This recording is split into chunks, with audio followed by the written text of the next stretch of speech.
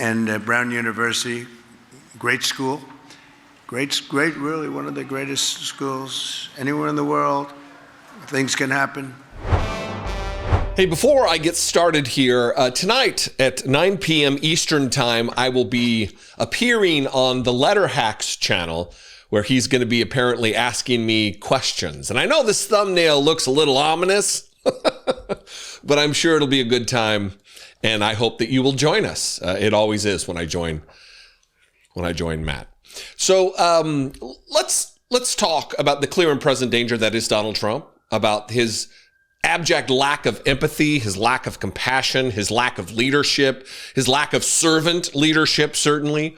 Rob Reiner and his wife, it appears as though they were murdered in their home this weekend.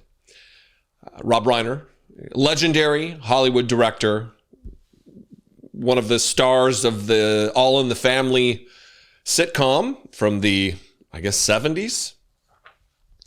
Vocal critic of Donald Trump. And Donald Trump saw fit, in the wake of this family's tragedy, the loss of their loved one, father. It's beyond me that we have a president of the United States who would talk of a constituent the way that Donald Trump did on Truth Social. It goes beyond talking about how pathetic or out of the norm. It's just not decent for a person to act this way. Not even taking into account the fact that he is a representative of a constituency that includes every person in the country, not just those who voted for him. This is where we are with the Rob Reiner story from CNN. Rob Reiner and his wife have died, families say, as police investigate apparent homicide. Legendary Hollywood director Rob Reiner and his wife, the producer Michelle Singer Reiner, have died, according to a spokesperson for the family who added, "We are heartbroken by this sudden loss." Los Angeles Police Department detectives are at the Reiners' home and are investigating an apparent homicide. Investigators were also interviewing a family member Sunday evening regarding their deaths. A law enforcement source familiar with the investigation told CNN. Reiner's prolific work included directing When Harry Met Sally, The Princess Bride, A Few Good Men. His breakout role was as Archie Bunker's son-in-law on TV's All in the Family. He also did Spinal Tap, a few others. I mean, absolute legend in that business. Donald Trump saw fit, rather than mourn the loss of an icon in American entertainment, at the very least, rather than offer condolences, even thoughts and prayers to the survivors of his family, Donald Trump took to Truth Social and posted this. Again, the president of the United States, the man who represented, before his death, Rob Reiner, as an American, as a constituent, as a citizen of this country. A very sad thing happened last night in Hollywood. Rob Reiner, a tortured and struggling but once very talented movie director and comedy star, has passed away, together with his wife, Michelle, reportedly due to the anger he caused others through his massive, unyielding, and incurable affliction with a mind-crippling disease known as Trump derangement syndrome, sometimes referred to as TDS. You're making a joke out of the murder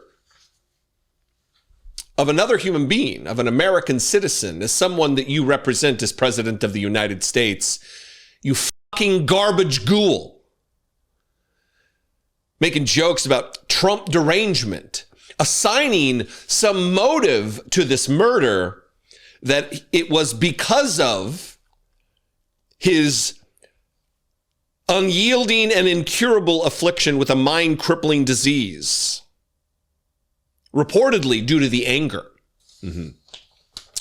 He was known to have driven people crazy by his raging obsession of President Donald J. Trump, with his obvious paranoia reaching new heights as the Trump administration surpassed all goals and expectations of greatness. And with the golden age of America upon us, perhaps like never before. May Rob and Michelle rest in peace.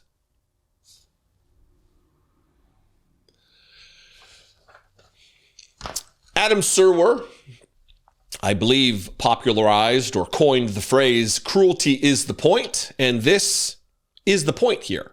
It is cruelty. It is to leave in his wake misery, doubt about the future of our country. It is to leave in his wake fear and death and destruction. Donald Trump does not possess the ability to feel empathy for someone else because he's a sociopath, a psychopath, one and the same. He is not the consoler in chief. He's a garbage piece of shit who in a family's the most chaotic, tragic moment of their lives comes with this. No surprise, of course.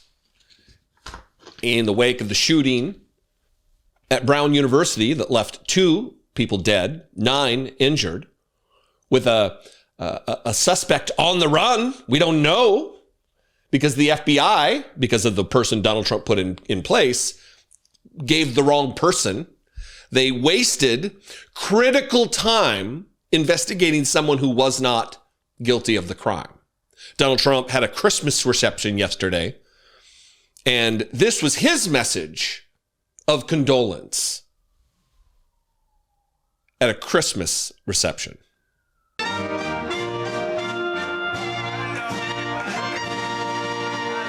Hello, doctor. How are you? Hello, everybody. This is so great. And before we begin, however, I want to just pay my respects to the people. Unfortunately, 2 are no longer with us. Brown University, 9 injured, and 2 are looking down on us right now from heaven.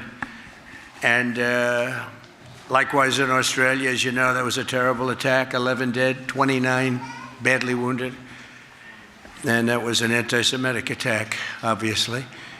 And I just want to pay my respects to everybody. I must say in Syria also, we had an attack in Syria, and we had 3 great patriots terminated by bad people, and not the Syrian government. It was ISIS. Syrian government fought by our side. The new president fought by our side. But I just want to pay my respects to the families. We also had 3 injured, but 2 of them are already out of the hospital, and one's going to be okay. But we lost 3, so it was a rough day. But to Australia and the Prime Minister, to everybody that we know so well, we get along with so well, we have a great relationship. That's a terrible situation going on over there. Think of that. And Brown University, great school, great, really one of the greatest schools anywhere in the world. Things can happen. So to the 9 injured, get well fast, and to the families of those 2 that are no longer with us, I pay my deepest regards and respects from the United States of America. Thank you very much. It's a very important thing to say, and we mean it.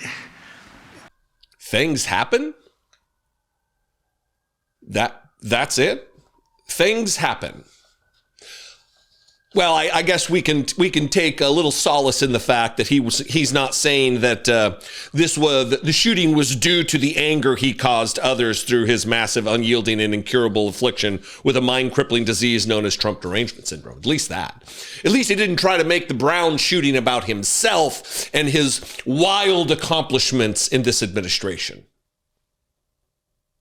If you're defending this, if you're looking the other way while this happens, you are also terrible. But you know that. If you're one of my MAGA trolls who regularly watches every single moment breathlessly that I might mention you, and you're okay with this, you are no better than Donald Trump. What do you think? I invite you to this conversation. We need to start having a tough talk about what it's going to look like on the other side of MAGA, on the other side of Donald Trump, because he's not going to live much longer. You're not 80 years old with bruises all over you. You can't walk right. You can't think right. You traffic in cruelty at every moment of your life. He's not going to live much longer. And we got to start thinking, planning, plotting, if you will, what we will be post Donald Trump. I love and appreciate you very much. You can comment below. You can also call the voicemail line, 714-576-4054. Of course, you can email me, as always, daily at dollemore.com. It's just this easy, Donald Trump. Here's what you do. I am saddened by the loss of Rob Reiner and his wife, Michelle. My deepest condolences to the families. Violence of any kind, murder like this, will be dealt with under the law, through justice, through an investigation and an appropriate trial. But in the meantime, we're with you. See how easy that is, Donald Trump? Simple. You don't make it about yourself. You don't make it about someone who you don't like because they didn't like you. They didn't like your policies. They spoke against you. You need to be the bigger man. But we know Donald Trump is incapable of being the bigger person, the better person. It's not in him. Then we have a man who, to me, this is the most interesting story. Boy, do you look like Ivanka. Has anyone ever told you that? I'm saying, is that Ivanka? Could you just turn around for the camera? You know, they say at the end of life, when you are suffering from a memory condition, like Donald Trump very likely is, when you have whatever stage of Alzheimer's you're in, oftentimes there is a frustration that develops because of the fact that you no longer can comport yourself or think the way you used to, or recall things the way you used to, behave the way you used to, live the way you used to, and it's deeply frustrating. And so patients with this affliction often lash out. They often regress to a period in their childhood when no one really expects a child to act patient because they're children. Babies cry because it's the only way they know how to communicate. Well, it's kind of the same thing, and that's what's happening with Donald Trump right now, I believe. Donald Trump is slipping away before our eyes, and there was no better example of it than yesterday when he was giving remarks at a Christmas reception. Keep that in mind. The things you're getting ready to hear were spoken at a Christmas reception that was about 40 minutes long. And I was going to play him rambling in this weird things happen, weird condolence speech or message at the very top of the thing, but I already played that, so we're going to skip that. What I want to do is really drill down on the fact that Donald Trump does not have a grip on reality. He is untethered from the same reality that we share. He lives in a fantasy land of his own creation, fueled by his delusions, fueled by his dementia, fueled by his mental illness, his ego, his lack of self-esteem, his weakness, his fecklessness. And in this first clip, it's him trying to convince everybody that so much money has been taken in, so much money has been taken in by his tariffs, that now he's inflating the number. The number's not even $200 billion for the year, by the way. I'll back that up with Donald Trump's own figures from his own United States Congress Joint Economic Committee. From his Republican Party has approved the numbers I'm getting ready to read. But he wants you to believe that it's not $195 billion, which is a 20% of a trillion. It's 200 billion is 20% of a trillion, right? He wants you to believe it's $18 trillion that we've taken in because of tariffs. That's disconnection from reality. Watch this.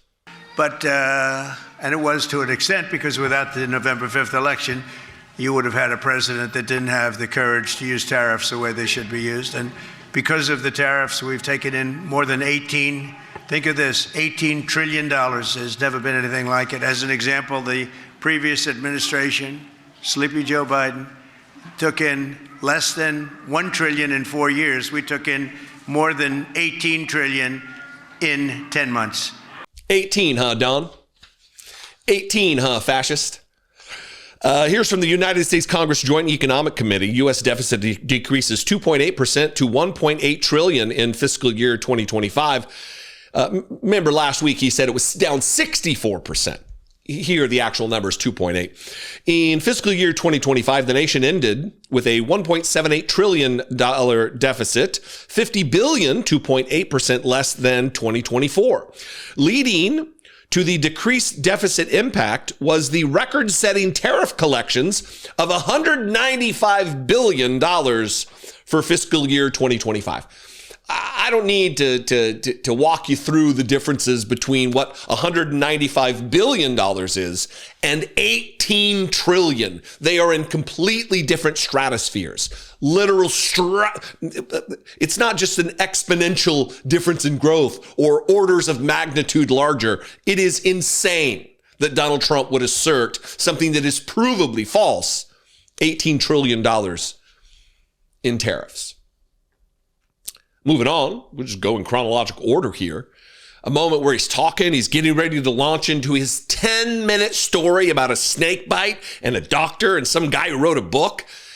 Only 40 minutes long, this event, the little remarks of Donald Trump were 40 minutes, 41 minutes, like 40:55 or something like that. And he spent 10 minutes rambling about snake bites while the crowd was hushed into confusion and silence. But before he did that, he's getting ready to launch into it, and he spots a woman in the crowd, and he's completely thrown off, completely distracted. Because why? The woman looks like Ivanka, and he makes her turn around. I think he's convinced it's Ivanka. Detached, slipping away before our eyes. Watch this. So one of the greatest in the world, the two of those guys, the greatest. Then we have a man who, to me, this is the most interesting story. Boy, do you look like Ivanka. Has anyone ever told you that? I'm saying, is that Ivanka? Could you just turn around for the camera? Does she look like Ivanka? It's the most unbelievable thing. So I didn't want to take a chance. I say, is that Ivanka? You look just like Ivanka, which is a great compliment, actually. So. Not normal, not good, dangerous for the Republic to have this addled lunatic that is surrounded by people who won't recognize that he is an addled lunatic, who tell him, yes, dear leader, everything is good. You're the best. You're the strongest. You're the smartest. And here, we're not going to play this whole thing. We'll just kind of, I just want to demonstrate how diabolically idiotic Donald Trump is. He launches into this story about a doctor named Dr. James Jones, who's a White House physician, apparently, who wrote a book, apparently, about a snake bite incident or something. And he rambles for like 9 minutes and 45 seconds. It's just remarkable that this is the president of the United States, that Jay Tapper's out there writing books about Joe Biden, yet this is what we got now, and crickets from Jake Tapper. Yeah, fantastic. Watch this. We have a doctor in the White House named Dr. James Jones. Can I tell the story?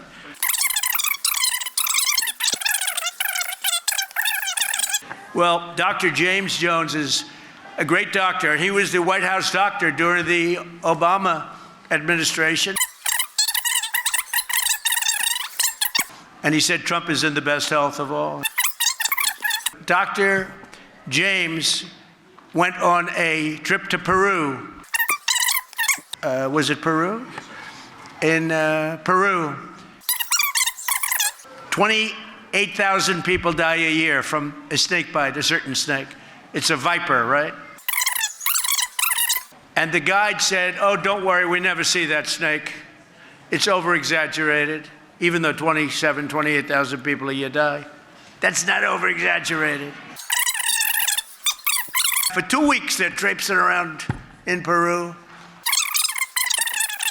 Final day, final 2 hours, he gets hit by a viper, right?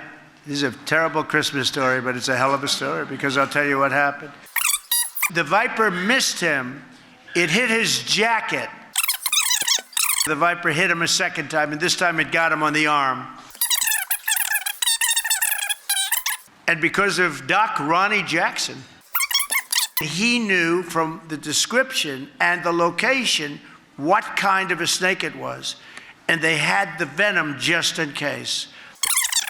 The black mamba, the brown mamba, and the viper from Peru.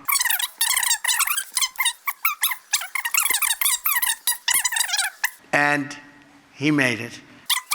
Look how quiet everybody is. You know, it's funny when you talk about snakes and things like that, that people find it interesting.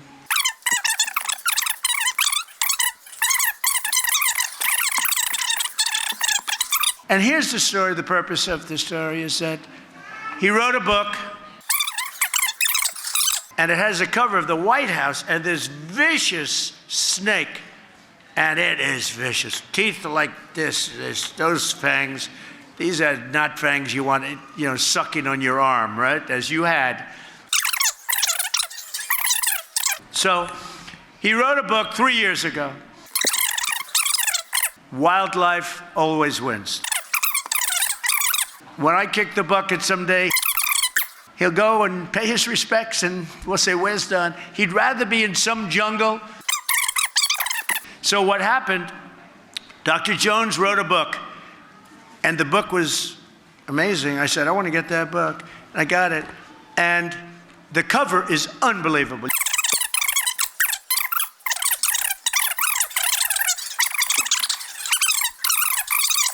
Now, here's the bottom line.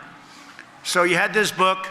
He gets a call 2 days ago. I put out a Truth Social yesterday. They sold 100,000 books. It's the #1 bestseller. The power is incredible of animals,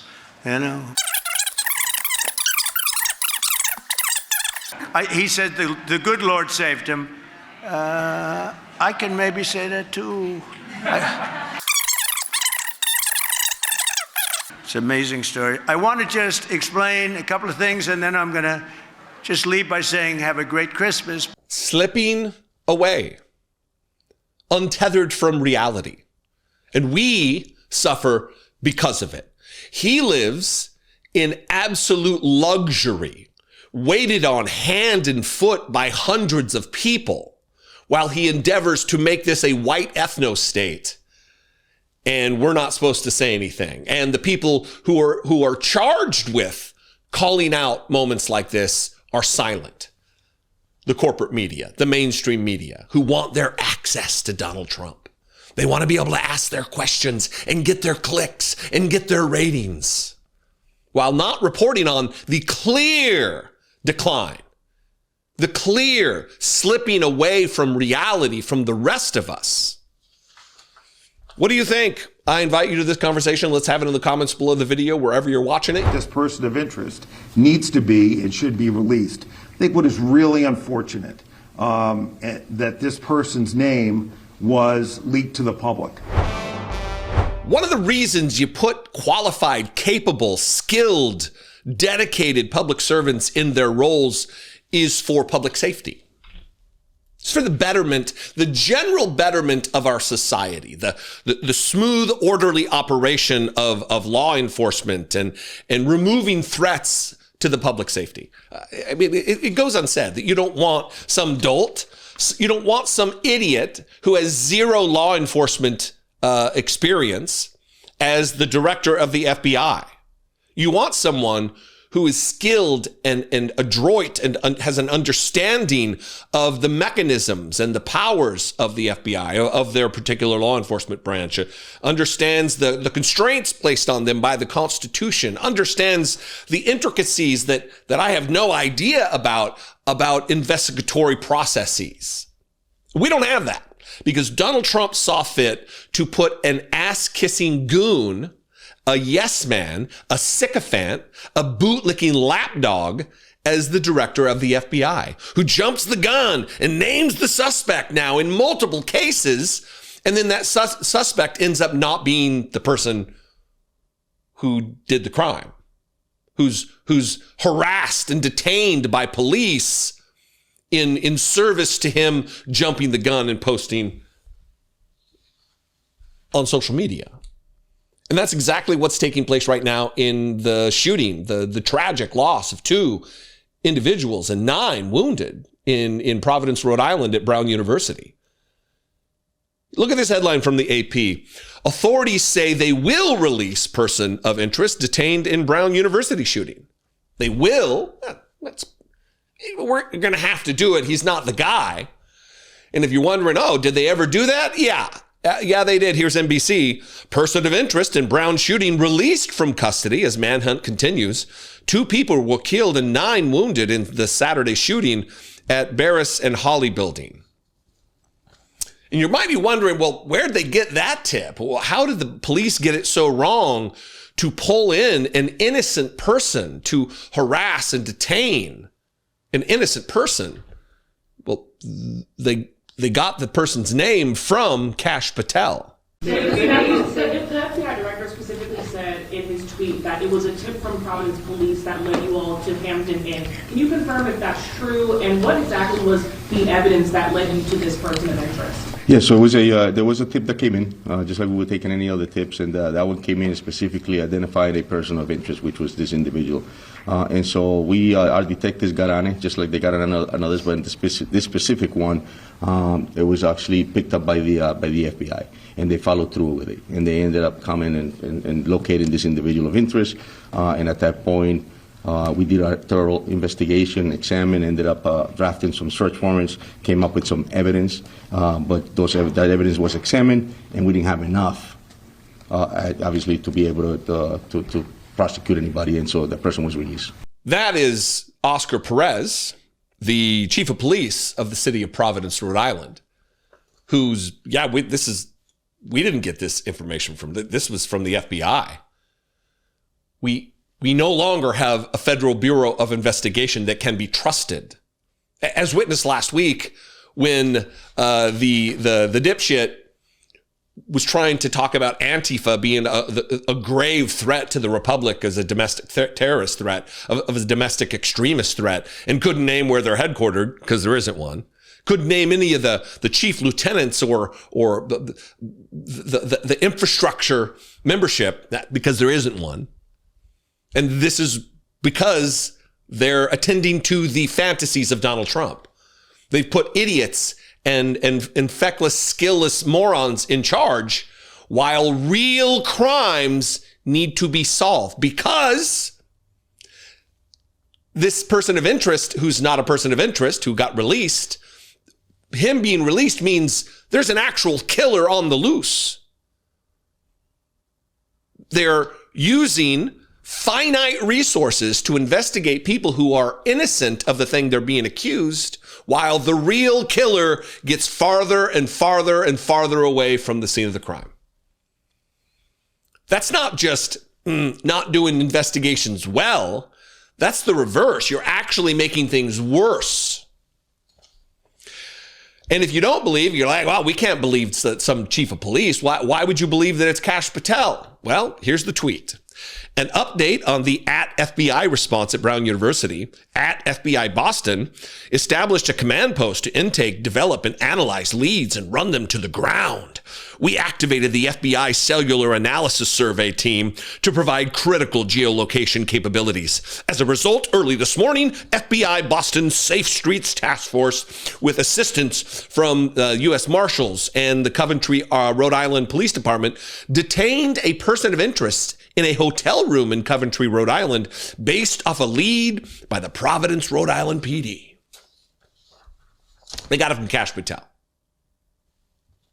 And now they're farther away, more distant from solving the case. And the reason this is dangerous is not just the public at large. It's also because of this particular individual who was harassed, whose rights were stomped upon, whose liberties were denied while being against his will. He has no choice in the matter. He must be detained for questioning. And again, I'm not the only one who believes that. Rhode Island officials are bummed about what took place. The delay in justice here, the delay in the investigation, the distraction from getting to the root of this. Watch this. That work continues, and it will continue tomorrow. Our prosecutors were there.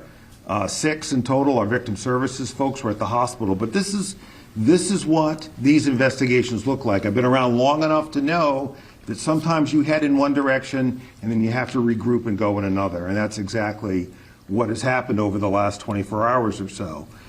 Collectively, the team developed leads in a number of areas. One was chased to ground. It led to us detaining a person of interest. And so those words and how we choose those words when we're talking about an investigation matter. And what it means here is that certainly there was some degree of evidence that pointed to this individual, but that evidence needed to be corroborated and confirmed. And over the last 24 hours, leading into just very, very recently, that evidence now points in a different direction. So what that means is that this person of interest needs to be and should be released. I think what is really unfortunate that this person's name was leaked to the public. It's hard to put that back in the bottle, okay? So we're going to proceed very carefully here. And that's what this is. I mean, this is about the fact that it's unfortunate the guy's name was leaked for sure, but you need corroboration of that evidence.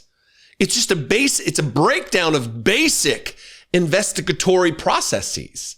It's rookie shit. It's things that if I was the FBI director, thank God I am not for the sake of the country, that I would know. That you don't rush to Twitter and without corroborating what's going on. You want to keep certain things close to the vest. You don't want to be a braggart about, I know who it is. I have the secret information that you don't. Here you go, Twitter. Let the investigation play out, Kash. I mean, if you're going to be in the job, at least try to do the job well. At the very least, try that. I know you're probably not taking unsolicited advice from YouTubers, but for the sake of these families who are seeking justice and answers, for the sake of justice for the victims, maybe try. Just grasp at a try. We're begging you. Anyway, what do you think? I invite you to this conversation. Let's have it in the comments. You can do it on Facebook or YouTube, wherever you're watching the video, because he wants to be our tyrannic dictator. Our king, our sovereign. We are but subjects to the crown of Donald Trump. I will be beside myself with joy when I can once again resume duties as an internet political commentator, not having to talk about the Republican Party being the most effective and dangerous white supremacy organization on the planet. It'll be nice. Donald Trump once again is proving himself to be animated by white supremacy, by the erasure of black contributions in this country to our culture, to our science, to our military, to our very freedom. I talked last week a little bit about all the things that Donald Trump is naming after himself and putting his face on. And I'll give you a little, not a preview since I played it last week. I'm going to play it for you again, but I talked a little bit about the move underway of Donald Trump trying to put his face on our money. And it seems as though the story is worse than I had once thought, because he's not just putting his face on our money. It comes at the expense of black heroes in our country.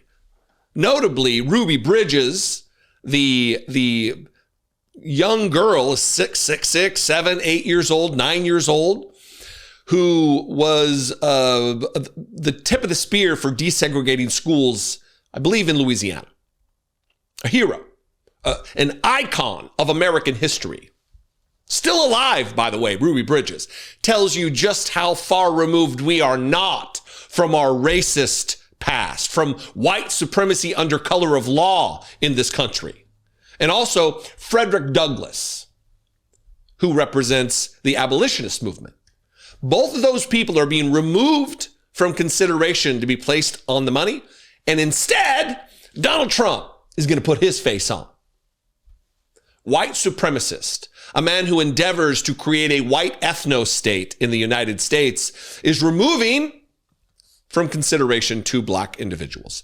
This is from the New Republic. Trump scraps abolition coins, features himself instead. The Trump administration nixed commemorative coins meant to honor abolitionists and women in favor of honoring more old white men. To celebrate America's 250th birthday, President Donald Trump is commemorating the most important person in the country's history, himself. This is where we are. Look, I know it's a little tongue-in-cheek for someone to write that, but that is how Donald Trump feels. Donald Trump has said he's the most important president in the history of our country. He's done more for black people than any other president, including Abraham Lincoln, while he erases thousands, maybe tens of thousands, maybe hundreds of thousands of photos of the contributions of black military members who served valiantly, bravely, heroically, served this country.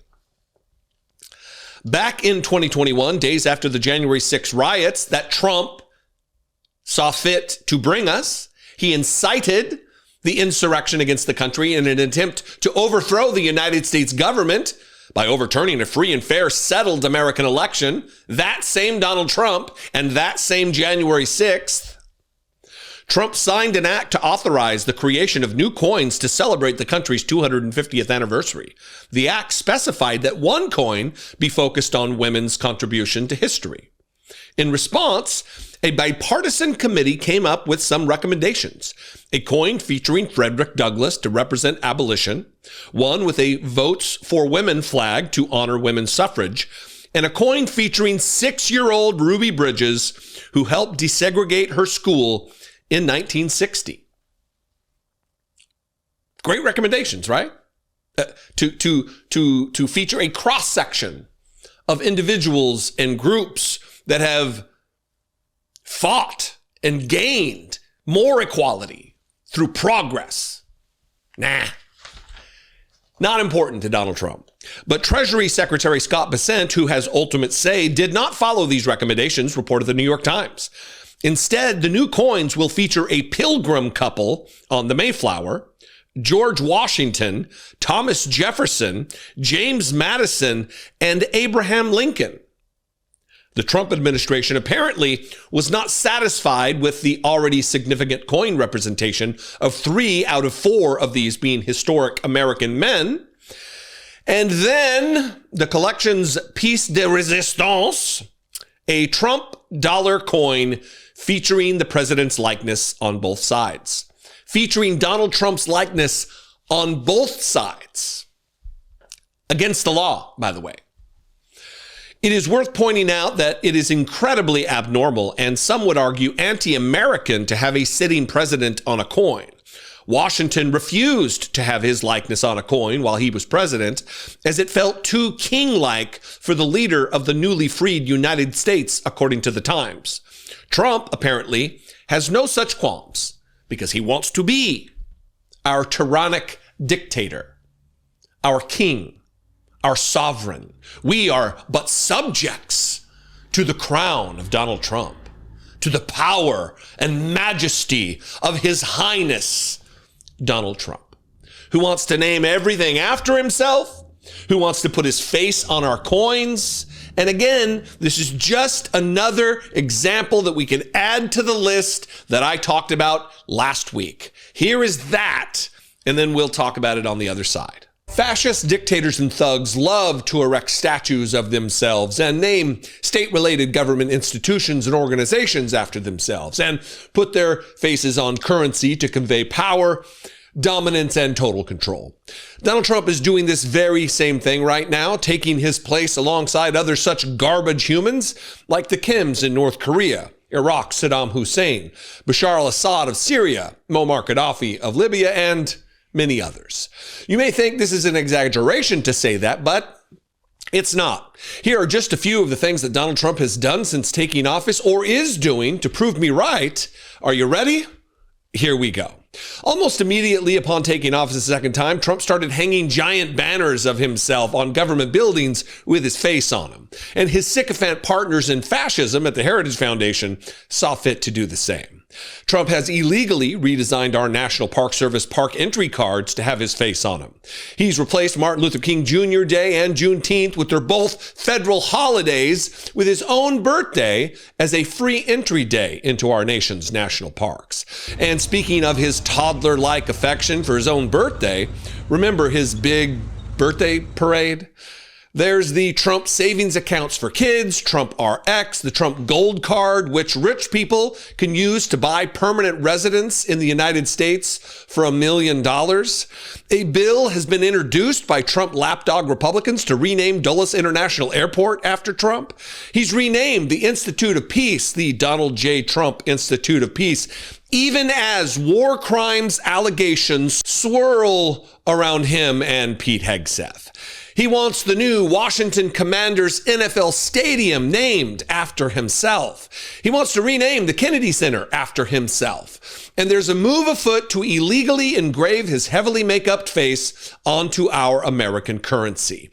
One of these things listed, I guess, could be explained away. But this list, taken together in its entirety, should paint a picture of an unwell dipshit who yearns to be our king, our dictator, our dear leader.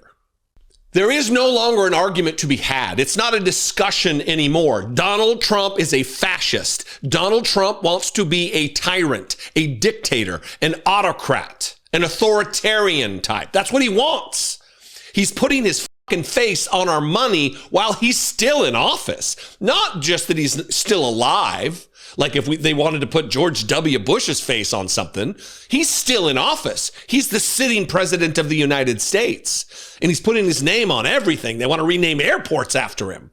They want this to be Trump's country, not the Republican Party's country, Trump's country. Not our country, not Americans' country. No, Trump's country. It's Trump's party. It's Trump's country. It's Trump's White House. He can demolish it and build a 90,000 square foot ballroom encrusted with gold for his billionaire pals. Wake up, Republicans. You want freedom. You want to oppose tyranny. You want to fly your don't tread on me fucking flags. Why don't you start living like you don't want to be tread upon? How about that? What do you think? I invite you to this conversation. Do you want your kid to be a thought leader or an assassin? That's where we're at. Do you think our political leaders have a responsibility to turn the temperature down right now? Well, I think everyone has a responsibility to do that, and I'm doing my part. I'm not in control of other people. So it seems as though CBS is an absolute lost cause. CBS News, now run by Barry Weiss, just abject nonsense, had this full-featured event on CBS where they're platforming the racist Christian nationalist bigot's widow, Erika Kirk, who is just in performance mode at every waking moment. Look, let me say this, because I have deep empathy for the woman who just lost her husband. I don't believe that she's not mourning. I don't believe any of that. I believe she is sad. I believe she is probably still twisted up inside over losing her husband and the father of her children, for sure. But there's also something else at hand here. Two things can be true at the same time, and she is just putting on a show so often. Even CBS in Barry Weiss is putting on a show promoting this event where they're going to have, she sits down with a town hall questioning Erika Kirk about everything. Well, watch Barry Weiss, who now leads CBS, promoting this event. I just sat down for an hour with Erika Kirk and we talked about everything. We talked about what was going through her head when she stood on that stage and forgave her husband's alleged murderer. We talked about all of the conspiracies surrounding his assassination. And of course, we talked about grief, political violence, and so much more. Watch this Saturday night on CBS at 8 p.m. She's doing the walk and talk, so you know it's really important. The walk and talk is how you know. She's moving her hands while she's looking at the camera. You know it's going to be important. Come on. What are we doing here? What is the deal with this performative nonsense? Look, I realize that the news in some modicum of, in some way is entertainment. It's a ratings-driven thing. It's a profit motive thing. I get that. But this is just untoward. This is putting a rube in charge, someone who has no experience in news. Bari Weiss is effectively me. She does what I do. She's a commentator on our headlines and on politics and on our culture and society at large. She's a pundit. She is not a news person. She's not a journalist by any stretch. Yet the billionaire Donald Trump pals saw fit to put her in charge of CBS News to make it the new Fox News. And that is certainly what they've done here. We're going to start with this second promo where Bari Weiss goes on CBS Sunday Morning or CBS Mornings and talks about with like confusion over forgiveness, over the difference between theological, religious, spiritual forgiveness and secular justice in a democratic republic. Earthly justice, that the two things are separate, and it just blows Bari Weiss's mind. Well, she is a deeply religious Christian, and that's a theme that came across quite powerfully in the conversation. I'm not Christian, but bearing witness to something that in her is clearly very deeply held and sincere was quite powerful and powerful for everyone in the audience. I think the thing that was baffling for many of us that watched that, I mean, I remember watching it and thinking, I can't understand this. What does this mean? She was able to explain the distinction between forgiveness as a personal choice to almost let go of something, to not let it be this anvil around her, and forgiveness in the mode of her faith, and to make a distinction between that and her desire for justice, which is quite different. It doesn't mean that she forgives it doesn't mean that she does not want this alleged murderer to be held accountable. Yeah. And I think that's the really, really important distinction. You don't need to explain forgiveness, the concept of forgiveness, Bari, to anybody. We get it. And as a former evangelical right-wing nutter butter Christian, I can tell you this is standard fare in Christian theology. This is talked about from the time you're a child. That, yeah, you could be forgiven for something and still be held accountable for the crime. Forgiveness does not mean forgetting that it happened. Forgiveness on a spiritual plane, at a theological level, at a doctrinal level, has nothing to do with actually facing the consequences for the crime you've committed. If indeed a crime is what we're talking about here. It's not confusing. It's not earth-shattering. It is basic shit that is taught in Sunday school. And you don't even have to be a Christian or a follower of Jesus Christ or even understand the philosophies of the man to understand what forgiveness is versus what justice is. It's not confusing.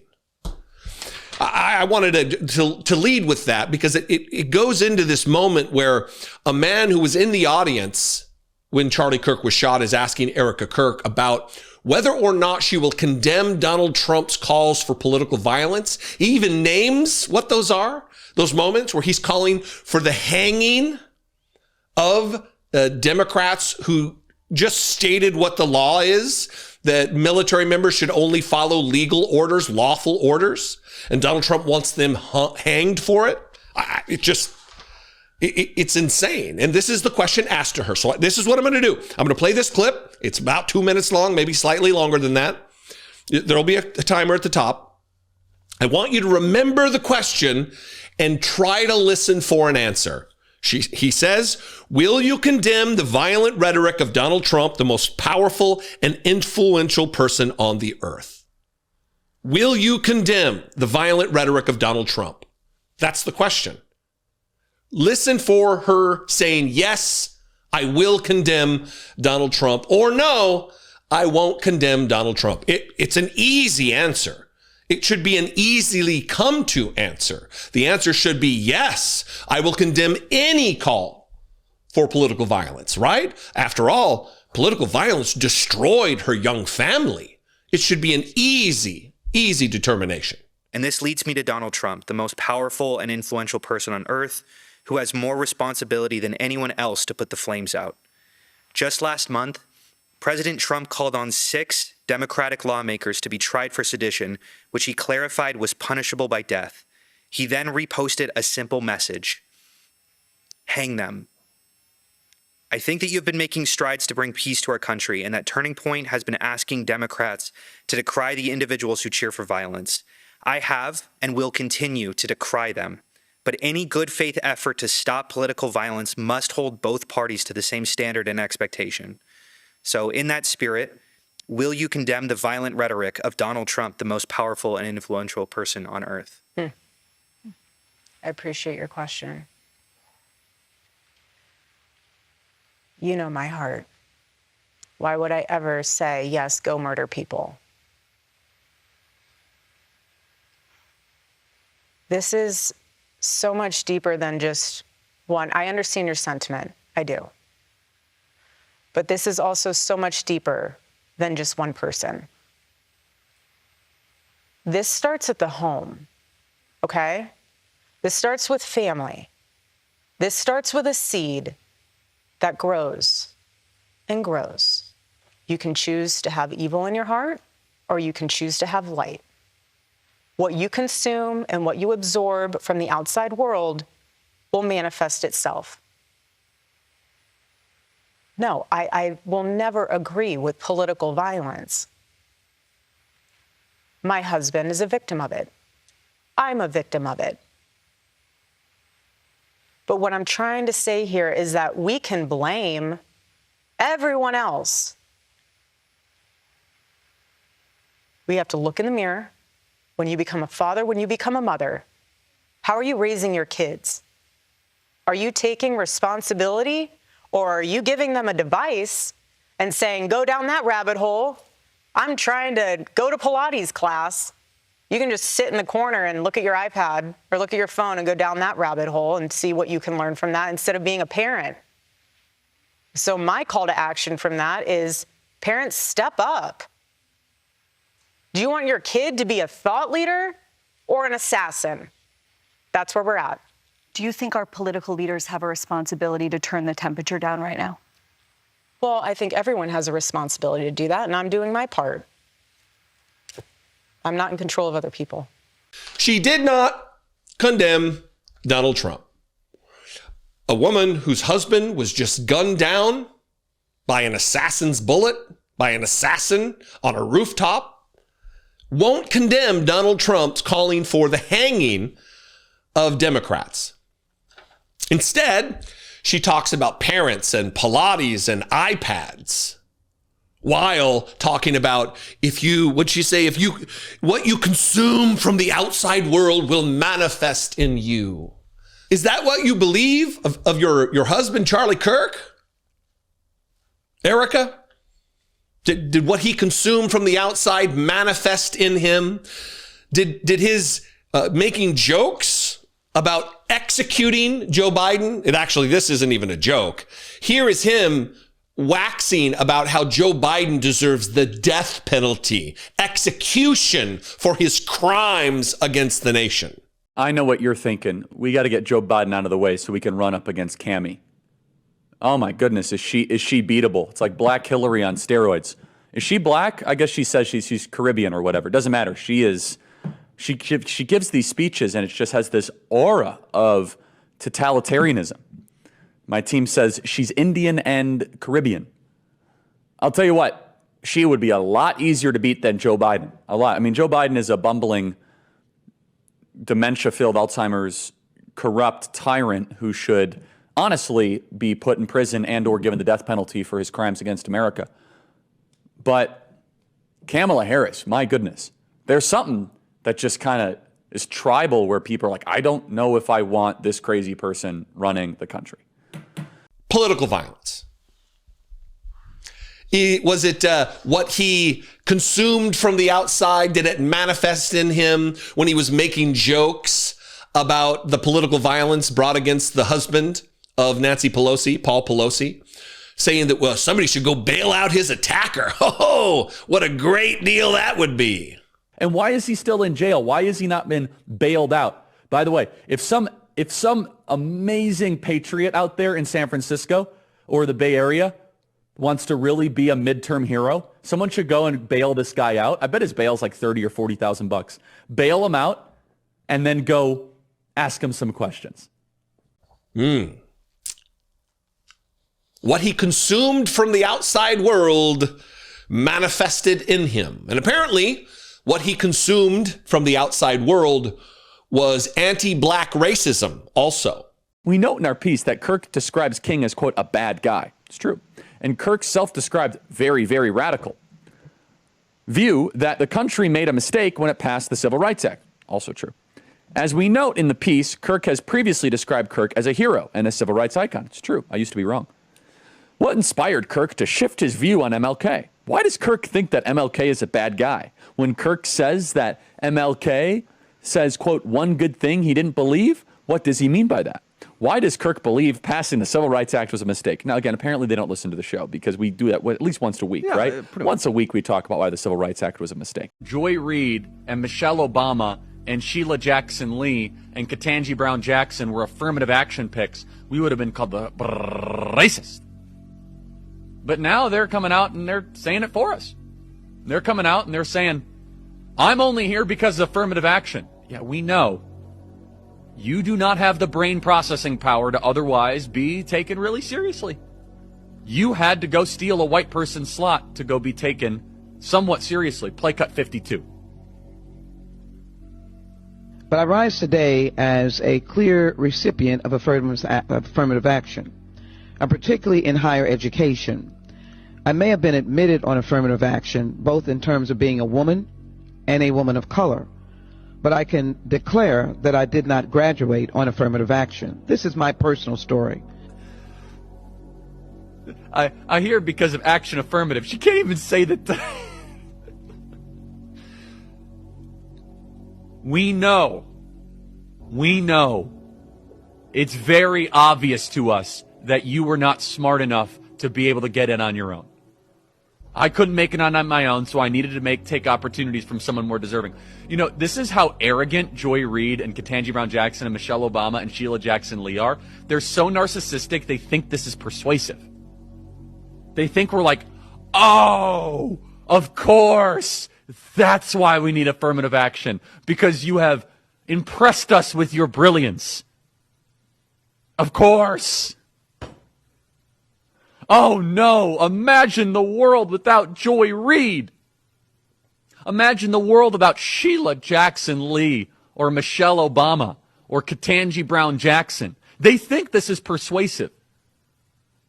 They think as they kind of now reveal that I'm only here because of anti-white, anti-Asian forced discrimination policies that turn me into a bitter, resentful activist that hates white people. So this is just CBS News trafficking in the rehabilitation of Charlie Kirk through his widow, with her constantly dabbing at her eyes when no tears are present. The performance. Again, I believe she is sad, but she is either unwittingly or wittingly being used as a tool of white supremacy going forward. How's she in that? I don't control what other people do. Yeah, we know that. But you can certainly call using the power and influence that you carry with you as the widow of Charlie Kirk to say, hey, let's all bring the temperature down. Yes, my husband was a racist, Christian nationalist bigot. But we can imagine better things for the country. We can endeavor greater things than my husband and how he acted when he was alive. For the sake of your children, that's what you should be doing, Erika. And CBS has lost the plot. No longer a credible outlet at all. Zero credibility. And we could touch on everything that happened this weekend with Margaret Brennan and Mifepristone. We could do that. But there's plenty of time moving forward to call out the Fox News nature of the new CBS. And we will be doing so. What do you think? I invite you to this conversation. We can have it in the comments below the video, wherever you're watching it. You can also call the voicemail line, 714-576-4054. And of course, as always, you can email me, daily@dollemore.com. I love and appreciate you very much. I'll see you next time. I will be on with the letter hack tonight. There'll be a link in the description below, 9 p.m. Eastern. I don't even know what we're going to talk about. It's going to be a mystery for me, and it's not going to be. It is a mystery for me and you. Tune in and see how this goes. I love and appreciate you very much. Be genuine. Take care of one another.